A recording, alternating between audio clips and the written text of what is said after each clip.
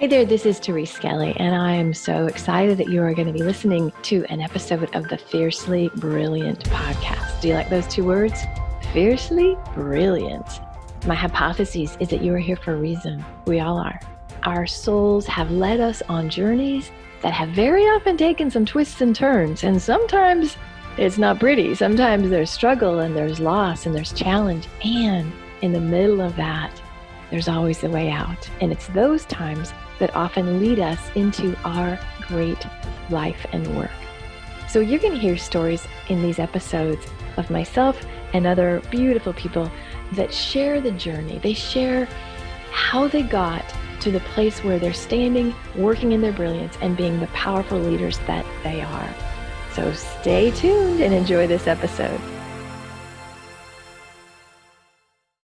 Hello, and welcome to another episode of the Fiercely Brilliant podcast. This day, loves, you are going to hear an amazing story from a beautiful and soulful man. So I am so excited to welcome Jerome Braggs. We have been Facebook friending for a while, and I'm just like, dude, you have got to come and share your story. And so we finally got him here. So Jerome, welcome, welcome, welcome. So glad you're with us. Thank you so much. I'm beyond honored and excited to be here. Cool. Well, tell us what, like, the work you do today, like, what is it and what do you particularly love about it? Yeah. So my title is an intuitive healer, but what that means is I help spiritual seekers heal their bodies and manifest truly and deeply delicious lives through the practice of self-love. I believe that self-love is the panacea and it is the real secret.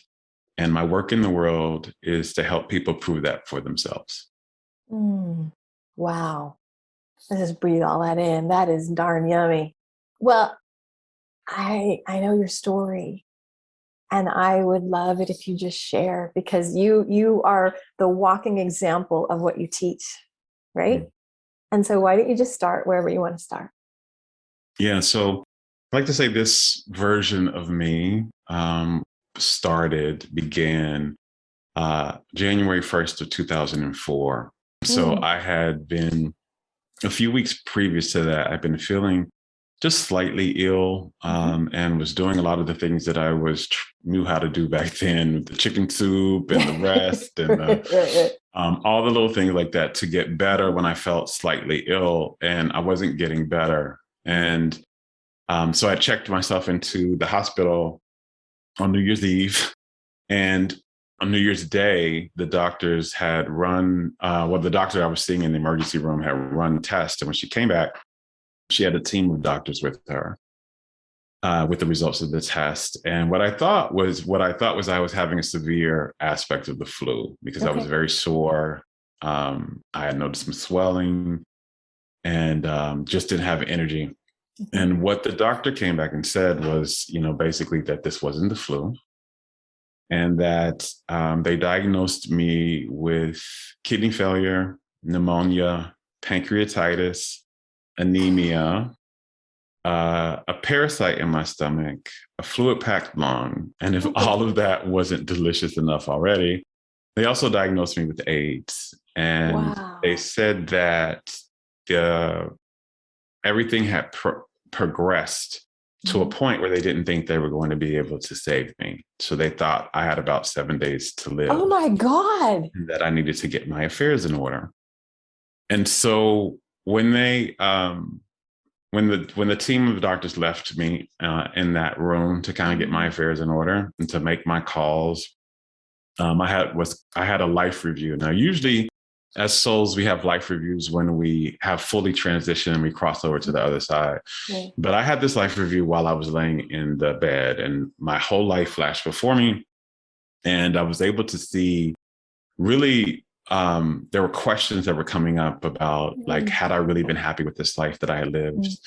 Was I really, truly ever my full self in this life? And did I feel like I was going to, these are some of the questions, did I feel like I was going to leave this life having deposited the reason for which I had come to this life for? And as I was reviewing all these different questions that were coming up for me in this life review, I was already on spiritual path by then. I was 23 years old. Okay. 23. I think I was 23. Either 23 or 24. I can't remember now. It's been 18 years. But you were a baby though. You were young. yes, I was a young kid out there in the world. And I was not, though, afraid of death because I was already on a spiritual path by this time. So I knew that I was a soul. And I knew that death was not an end to what I was. It was just a change of my physicality.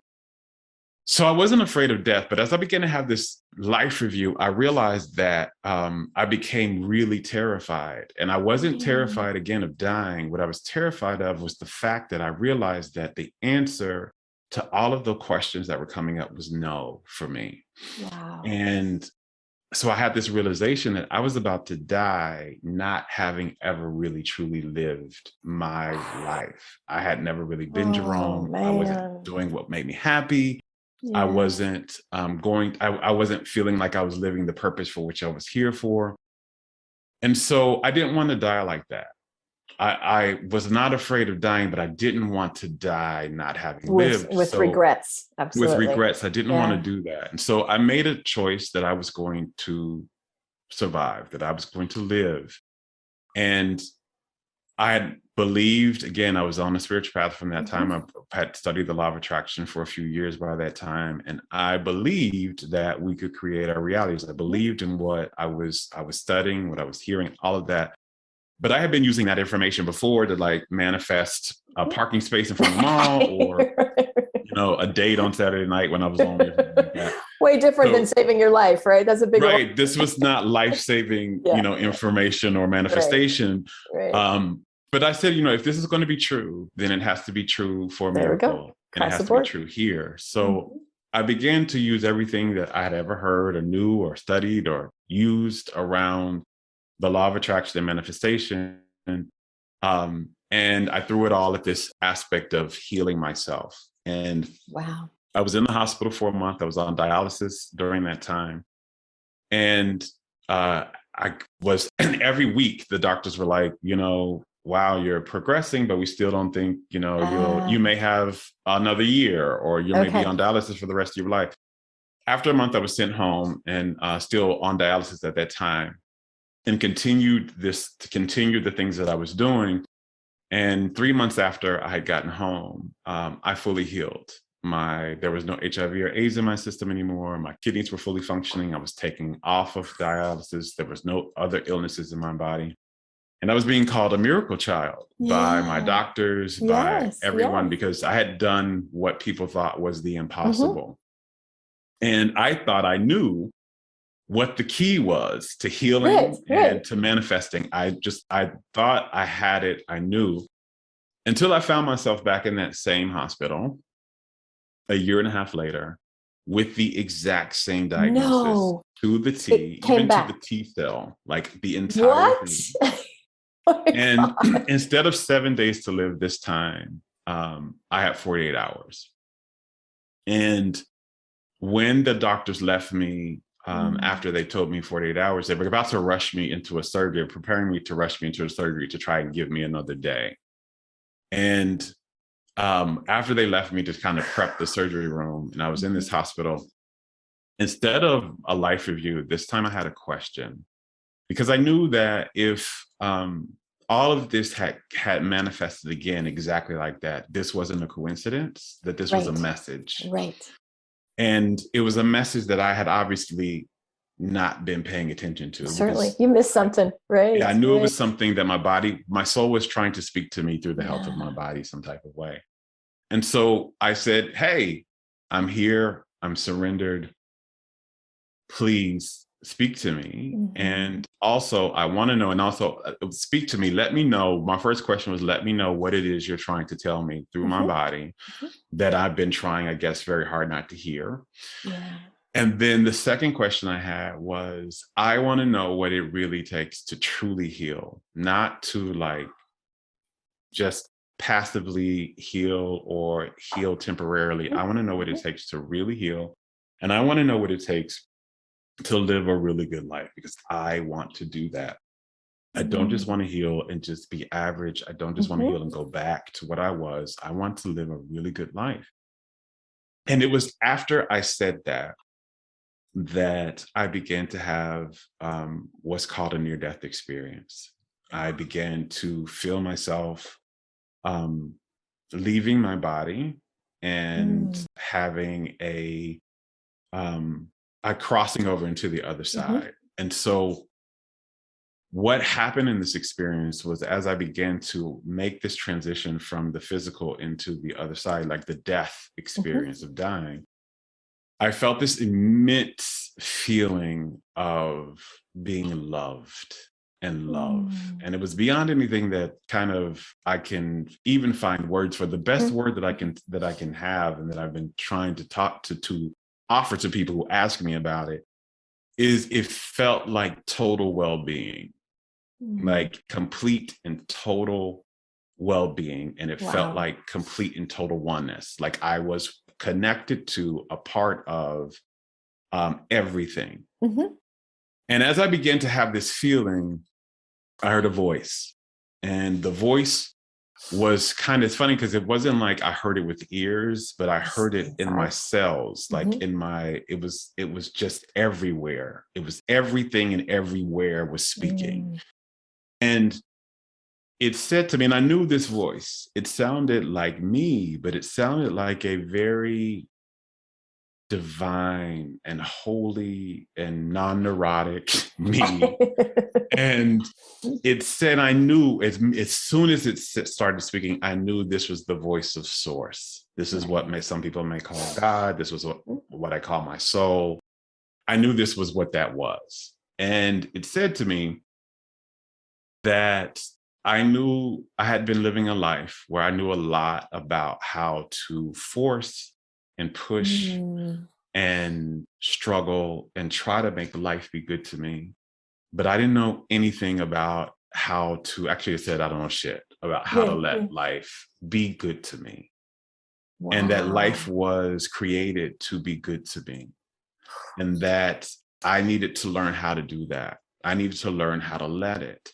And that the way to let it was also the way to heal my body. And that was to love myself, to learn how to truly love myself. And that I didn't know anything about that yet, but that my journey after this was going to teach me. And what I was also shown in that experience was that what I would learn in this journey of healing myself through self-love, and that self-love, also it said that self-love was going to be the way I came back home to my soul. Okay, your work. The way that I brought my soul back home. And I was going to be asked to teach this afterwards. I was going to be asked, this was going to be a part of my mission on the planet, to teach what I learned to others, to help them do the same. And after that conversation, I came back into my body. I came back into my situation. And I had this, I knew I had been given the big wake up call moment, right? The big red or the blue pill moment. Right. Like, are you going to choose or not? Yeah. Are you going to choose or not? Are you going to choose to stay the same? Or are you going to take this journey of self-love? And there was some fear before I made the choice, because I realized that I didn't know anything about what this journey was going to do. I didn't know anything about who I was going to be asked to become.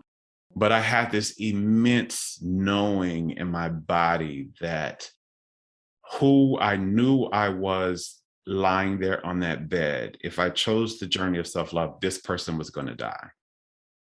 And I was very afraid of that, because I didn't know who this was that was going to live. Yeah. But I also knew that if I didn't do that, everything, that person was going to die too.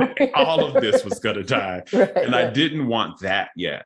I didn't want that. And so I made the commitment that I was going to take the journey of self-love truly, and that I was going to learn deeply. Like, I didn't want to just learn quickly, because quickly got me back in the hospital. I wanted to learn deeply, and that I was going to learn completely. What I didn't know was that journey was going to be many years, and that it was going to transform everything that I knew about reality, everything that I knew about who we are as souls on the planet having human experiences, everything I knew about how this reality is created and how it's manifested, everything I knew about health, and it was going to literally make me unrecognizable to who I was. Wow. And that's literally what happened. The journey was many years through many mystical experiences, some very blissful, some painful. I learned how to heal my body and manifest a deeply delicious life through the practice of self-love. And who I am today, because of that journey, is completely unrecognizable to the person I was then. There's nothing about me really that's even almost the same. Probably the great smile is the same, but the inside, my smile and my love, and all of that. But it's a much bigger version. Let me ask you a question though. You know, you're a man speaking about self-love. How has that been received? Especially maybe back when you were 25, 26, you know, and 15 years ago, people weren't talking about self-love. So how was that received? Yeah. So, you know, people will raise the eye because what I discovered. So not only is it because I'm a man, I'm talking about self-love. Yeah. Also because the way I talk about this, what I learned is self-love is very different from what we've been taught. Okay. And go there. That's good. Much of what we've been taught is not even really scratching the surface of what actually self-love is. And so the reception of it has been, when I first talk about it, they're like, oh, because what we associate self-love with really is affection, and we associate it with appreciation. Okay. While affection and appreciation are facets of self-love, they're not the whole piece. Like if this was a pie, self-love is a pie, affection and appreciation are probably like the tiniest sliver of this pie. And so you're missing out on a whole piece, and which is why a lot of us are having our suffering, because what I learned is that all our suffering, whether it is in our personal lives or our finances or our relationships or the health of our bodies, all of our suffering is caused by a lack of self-love. And so this is, when I say this, my conversation on self-love is very radical and very revolutionary. So it's looked at initially when I first started, people kind of raise the eyebrow, you know, but when they hear me, and when they really listen, their minds are blown. And then when they really start to practice what I'm saying and what I teach, their lives are totally transformed. Wow. Oftentimes, very miraculously, my clients will testify to this over and over and over again. Yeah. When they do the work, their life becomes literally a living and walking miracle daily. Let's talk about, and back in the, you know, I think certain people are not given permission for self-love. You know, we were raised with the codependent, it's better to give than to receive, you know, all the shit in the culture and how we were raised. Or they go, but I took a bath, isn't that self-love? You know what I mean? Like, so either they have trouble receiving or they don't understand the depth. So why don't you give some examples, or what you consider like generative, like the minimum things, and it's not just taking a bath occasionally, right? Or lighting a candle. So what is that for you? So talk about why people can't, or what blocks people, and then what do you think it is? Yeah. So there are a lot of what blocks us from self-love, and then I'll tell you what the definition is. Okay, perfect. So what blocks us from self-love is there's really nowhere in our culture or in our society, dominant society or culture, where we're taught what it actually is. Right. We're inundated with messages that actually make us suppress aspects of ourselves, because what we're made to believe in our family systems, because our family systems are literally our first classrooms, where we learn either to become more of ourselves in the world, or to suppress more of ourselves in the world. Right. And the society also does that. So it teaches you that there are parts of you that are really lovable and belong, and there are parts of you that don't. And so a lot of us grow up projecting the pieces of ourselves that we believe will be loved, that will receive appreciation or belonging or acceptance. And then we suppress, or we hide, or we place or reject and deny pieces of ourselves that we feel that won't. So for some people, that may be aspects of their sexuality. For some people, that's aspects of their personality. Some people, that may be parts of their intellect. For some people, they may be parts of their looks. For some, it's all of those put together. Yeah. And so you're never really fully wholly yourself, and you never fully express, when you're not really yourself and fully yourself, you're not expressing the full consciousness or energy of your soul. And that is what self-love actually is. This is radical. This is really radical. You are here as a soul to express the full energy and consciousness of what you are. And what you are, the consciousness and energy of the soul, what we are made of, made from, and made for, is love. That is literally what source is. So loving ourselves is becoming more and more of ourselves in our lives, and nourishing, meaning feeding and helping to expand and grow who that is. What if you've never, A, got permission, or B, had a model for how to do that? Because the voices in the culture are like, God, who are you, right? And so, or it's not safe, so what if, like, because I always like to kind of take the concepts and ground them into, okay, how does somebody do that?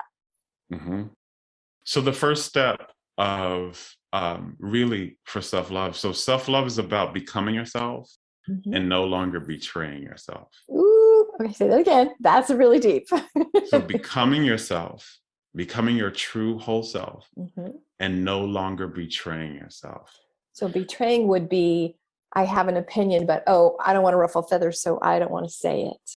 So there's a lot of ways we betray ourselves, right? And this is the first step, really, a lot of times of loving yourself. Before you can know how to nourish who you are, you have to stop betraying who you are. That's so the ways we betray ourselves is, we don't share what we actually believe. We don't speak up for ourselves.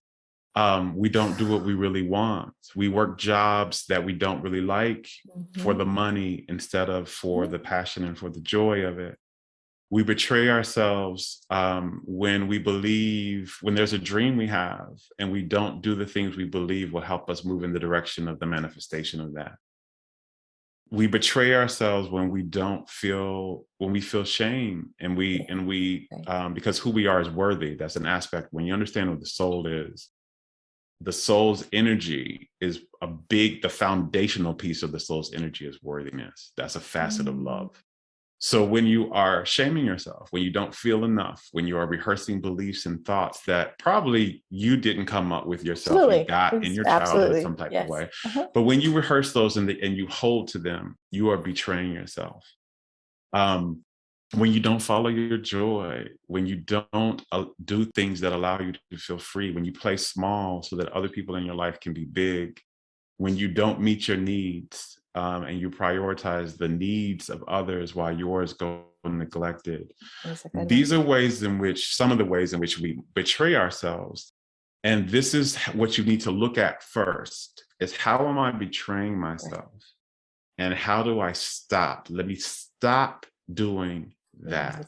So one of the big things that was for me, which is why I was so sick. So why we get sick is because the body is literally created by the soul to be fueled and nourished by the energy of itself. This is what the body runs off of more than the food we eat, more than the water we drink. Okay. The body is fueled more by the energy and the truth of your soul.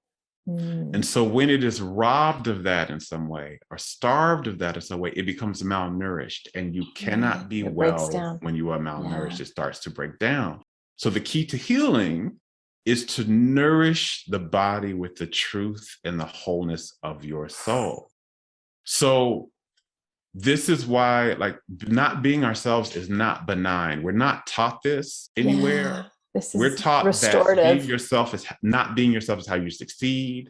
Not being yourself is how you belong. Not being yourself is how you get accolades. Not being yourself is how you get sick. Absolutely. And so this is why you want to first start to say this, but also the universe loves you It wants you to have everything you desire, Mm-hmm. and it gives it to you. The universe does not withhold love from you because it loves you.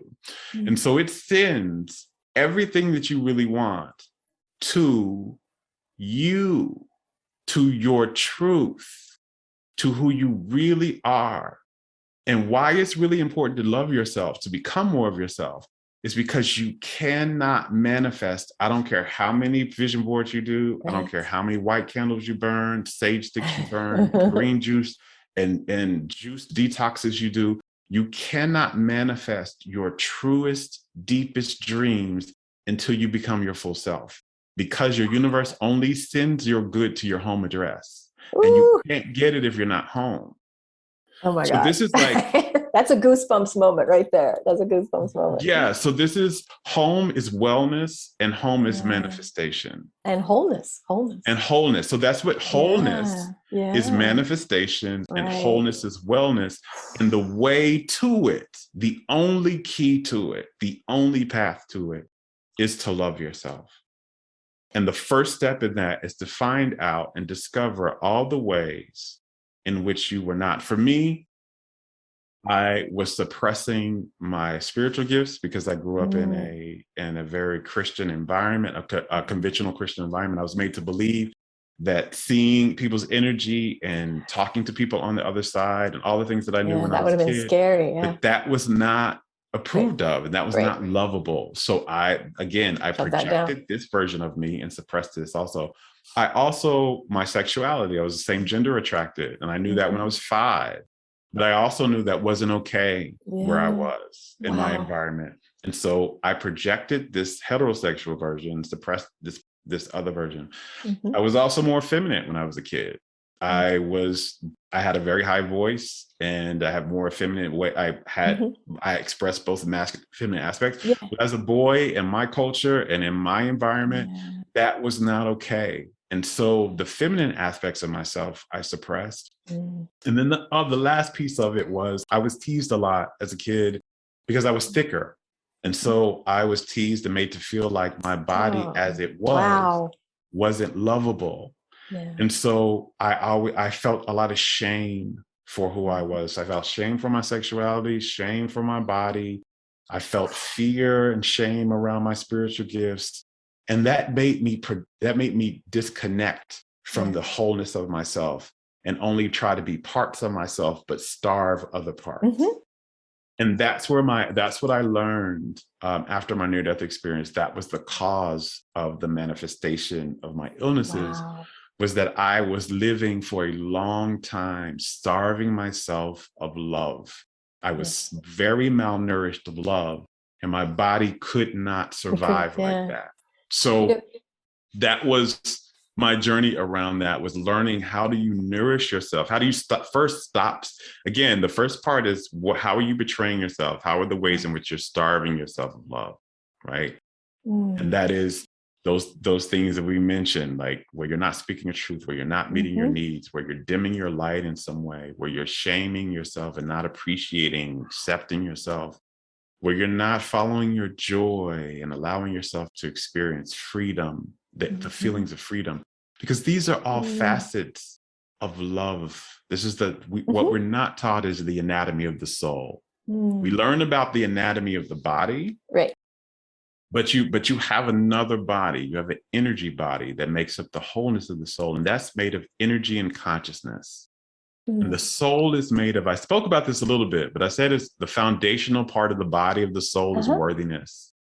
But there's also freedom. There's also ease, peace. There's empowerment.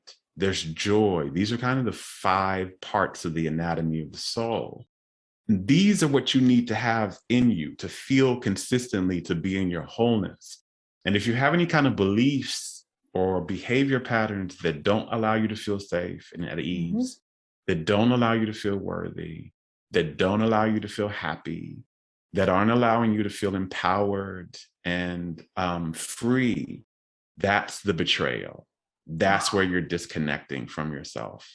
I love this, because most people, it's a little esoteric, right? And so when you talk about betraying yourself, I love, Because I'm always like, where can people start? Let's give them something they can do. And what I don't want y'all to hear, gang, is, holy crap, I've screwed up everything. All this is wrong with me, right? So what I say is, when you have awareness, you have choice. And so begin to notice with gentleness, without shame, without self-condemnation, because that's, that's the matrix, right? And so just noticing the parts. And what would they do, Jerome? Like, let's say they say, wow, I've been withholding a part of myself. How do they, like, walk through, number one, how to acknowledge, forgive, release, and then to step into the next version? Like walk that through a little bit. Yeah. So a big piece in forgiving, so that, because you cannot shame your way into healing.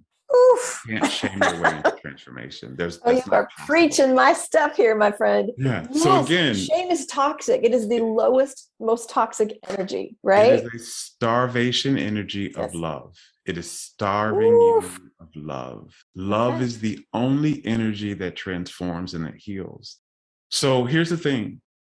It is unloving of us to expect ourselves to know how to do something that we were never taught how to do. Beautiful. And most of us were not taught this. So that's the first part. I recognize that, yes, I've been starving myself of love, but I also give myself compassion and acceptance because I wasn't taught. I wasn't taught how to do that. So that's the first part. So that bleeds that energy of shaming yourself out of your energy field. So shame, really quickly, hold on. For people that go, I don't really know what you meant by shame. So give an example of a couple shaming statements, because shame, you'll feel it, but there are ways shame shows up. So break that down and then go into the next part, okay? Shame is any thought or behavior you're offering that says there's something wrong with me. Good. There's something super wrong simple, with me, right? And that I don't deserve love because of this. Perfect. So that's number one. Okay. So when you have something like that, the way to really begin to, first of all, to heal shame, this is a foundational piece of self-love, is to heal shame. Yes. Is shame is the indicator of starvation of love. So now you have to just feed yourself love. How do you do that? One of my favorite things to do is to keep an appreciation journal of yourself. Nice. And so every morning, just like I make sure that I eat my fruit and I drink my water and I get my nutrients in the morning, I make sure that I feed myself love in the morning. And so I make sure that I sit down and I write in my appreciation journal, what are 10 things, you can start with 5. Start with 5 things that you appreciate about yourself. Appreciation means that you value about yourself, that you celebrate, that you see as good, that you see that is working well, that you love. What if they don't believe it? Does it work if you just go, well, like Therese would say this about me? Because sometimes people are so starved in this area, they might not find it. So how do you recommend them just starting somewhere? This is the thing. You don't have to start with, you could find one thing. So here's the thing about it, because here's the thing, the science behind this as well. Okay. There's a piece of your brain called the reticular activating system, which is there to keep your brain from being overloaded, because there's 400 million plus bits of information available to us at any time, but the brain can only healthily process 2,000 bits of that. So your reticular activating system is in control of those 2,000 bits. But what it also does is it collapses what you're able to see as your reality down to just that. So, and what decides what your reticular activating system focuses on is what your intentions are and what your beliefs are. So if you've been running beliefs that you're not enough, you're going to see a lot of evidence of that. In the beginning, you're going to believe it's going to be hard for you to see anything else because your reticular activating system is doing its job. But when you sit down and you say, I'm going to find 5 things that I appreciate about myself, and just sit with the first one. And it doesn't have to be, you can go anywhere. It could be, I make really good cupcakes. There we go. You're literally retraining your brain. That's what we're doing. You're retraining the brain. And so what happens is the brain starts to say, oh, we're looking for things that are valuable about us. And so you may find today you stretched for those 5, but tomorrow you get 6. And then the more you do this, it begins your reticular activating system says, oh, we're no longer looking at what's wrong. We're only looking at what's right. Beautiful. And it begins to show you and magnify to where that's all you see. Now, you don't need to beat up on yourself in the beginning because your reticular activating system is doing its job. It's been on where you're not enough, what's wrong. It's going to help you see that. It's going to be a challenge. But this is why this journal is so important. Right, yeah. Because as you journal, the more you begin to see and the more you begin to have in your truth, I'm really awesome and I'm really lovable and I am worthy. And that is what you begin to see. And then you begin to attract more of that. And you begin to attract more of vibration. That, and you begin to behave from that space. Right. But that's really a really foundational step. Just keep that journal. Just do that journal for 30 days straight. 5 different things every day. Sit down till you get your 5. I promise you, your reticular activating system will begin to operate and it will be a flow for them. And watch how your life begins to change from that.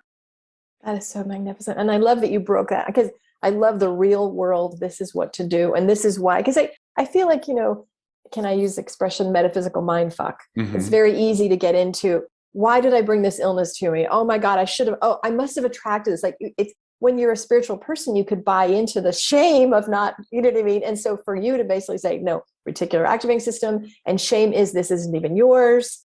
So I love the way to get around that with gentleness and love. Yeah. And let's if I don't do anything else. Speak it, baby.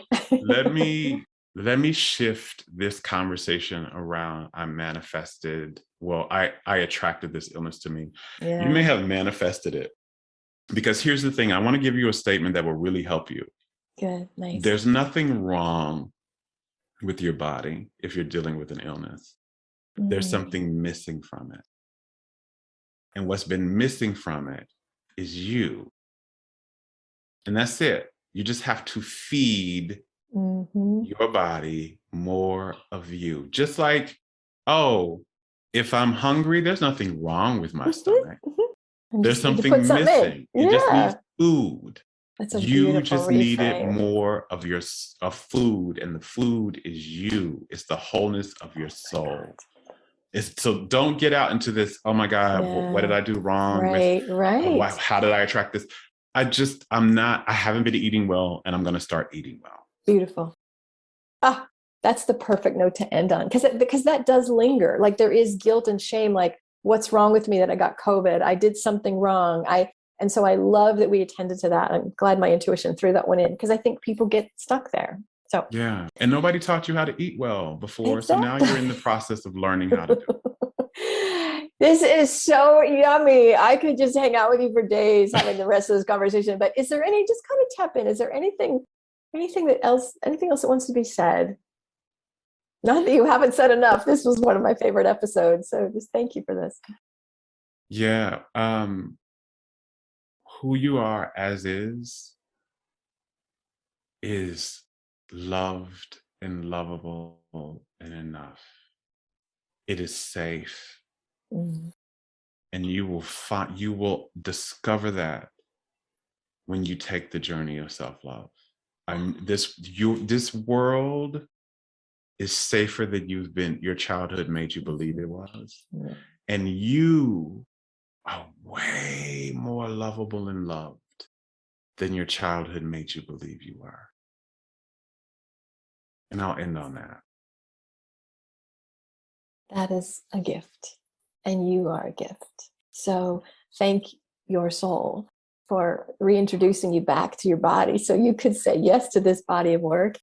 And I'm going to jump over. I'm going to follow you wherever you are. So how do people find your contact information? Like, I know you work with people, so tell folks how they can access. We want more of Jerome. How do we get that? Yeah, you can find me at jeromebraggs.com. I'm on Facebook at Jerome Braggs Intuitive Healer. Yeah. I'm on Instagram at Jerome Braggs Intuitive.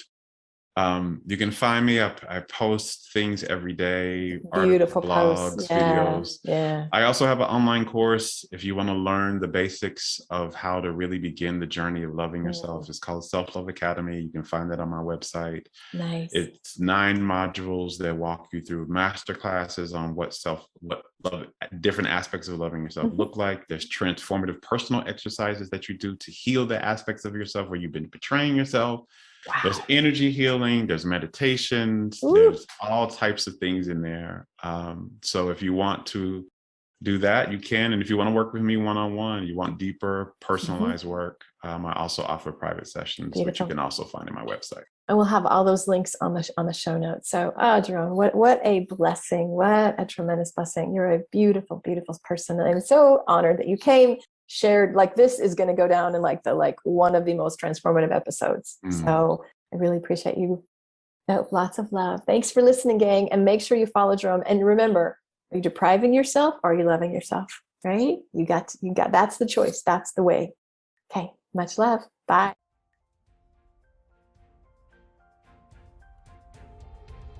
Hey, I really appreciate you listening to that last episode. And I would love to get to know you a little bit more and to get to connect with you on a deeper level. And here's what I suggest. I've got a Facebook group that corresponds with the content of these podcasts. It's called Fiercely Brilliant Women in Business with Therese Skelly. So if you just search Facebook, Fiercely Brilliant with Therese Skelly, you'll find the group. It's a really nice group. It's a small group, and I'm super active in it. Each week, we have a lot of supportive conversations. I share a lot of resources. I do a lot of coaching on the spot, and I would love to have you join me there. So if you like the vibe of this podcast and you want to hang out with a pretty darn cool community of women, join us at Fiercely Brilliant on Facebook with Therese Skelly. Alrighty, peace and blessings, and I hope to see you in the group. Bye now.